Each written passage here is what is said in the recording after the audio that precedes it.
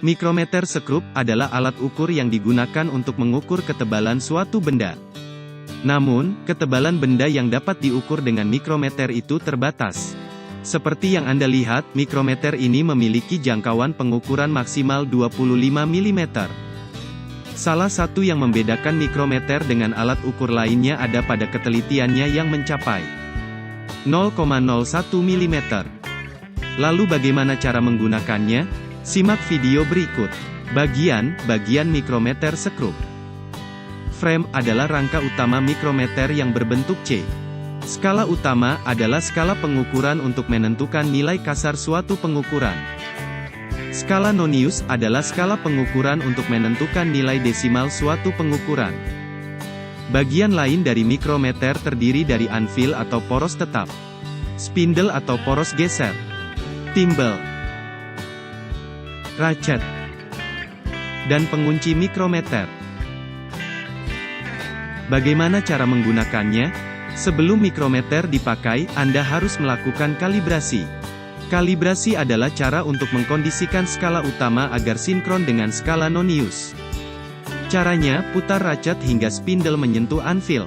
Lalu pastikan garis horizontal pada skala utama lurus dengan garis 0 pada skala nonius.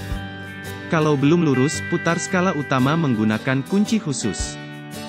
Kunci ini harusnya didapatkan satu paket dengan mikrometer.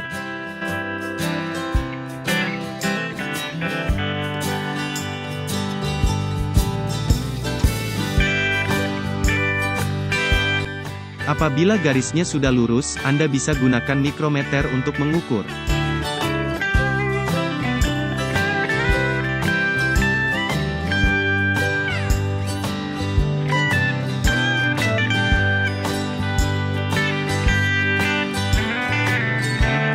Objek yang akan diukur, ditempelkan pada anvil.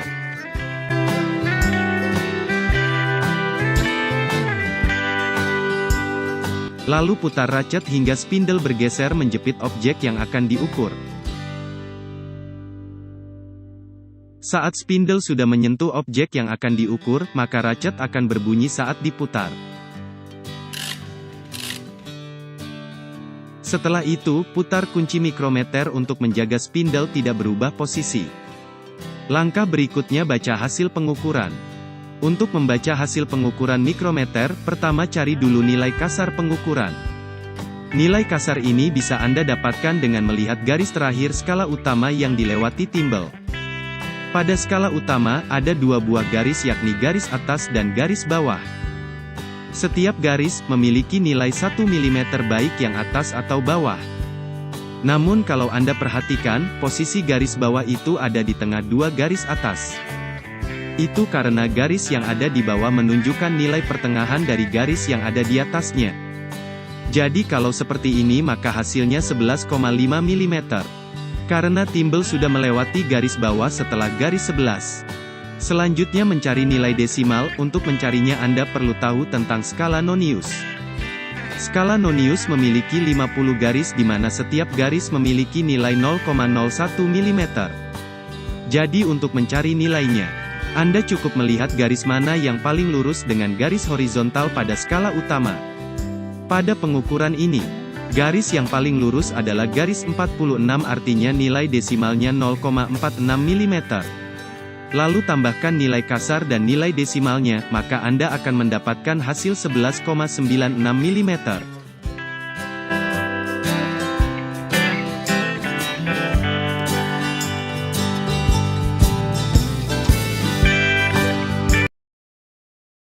Bagaimana cara menggunakan jangka sorong? Ini adalah jangka sorong. Jangka sorong atau biasa disebut vernier caliper adalah salah satu alat pengukur panjang dengan ketelitian mencapai 0,05 mm. Selain itu, jangka sorong bisa digunakan pada 3 jenis pengukuran, yakni mengukur ketebalan komponen, diameter dalam, dan ke dalam suatu celah. Bagaimana cara menggunakan jangka sorong? Pertama kita kenali dulu bagian-bagian jangka sorong.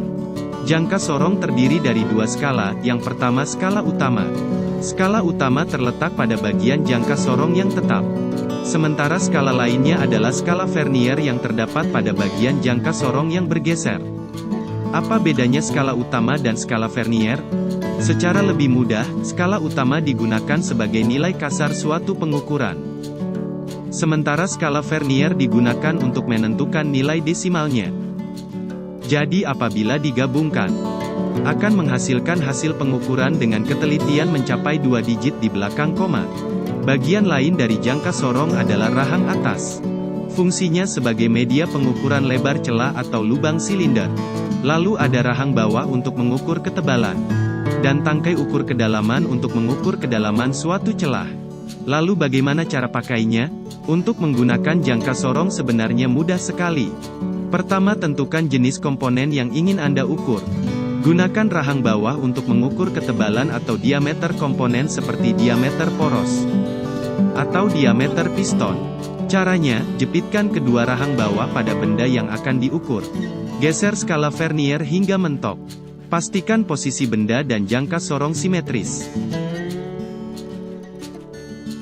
Gunakan rahang atas untuk mengukur lebar celah atau lubang silinder seperti diameter blok silinder atau lainnya.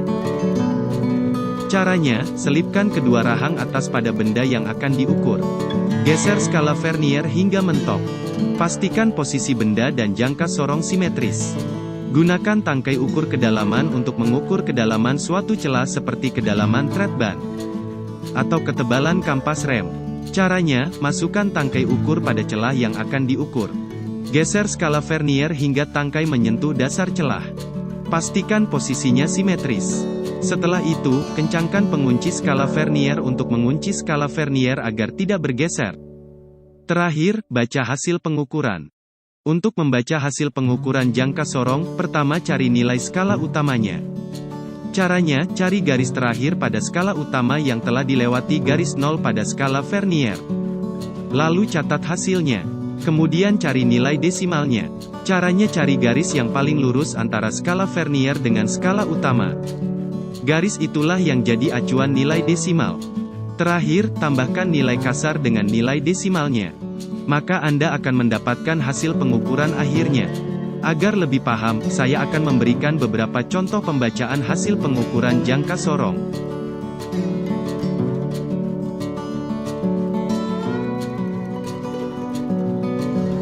Bagaimana? Apa Anda sudah paham? Ternyata jangka sorong itu mudah digunakan bukan? Sekian dari saya, semoga bermanfaat.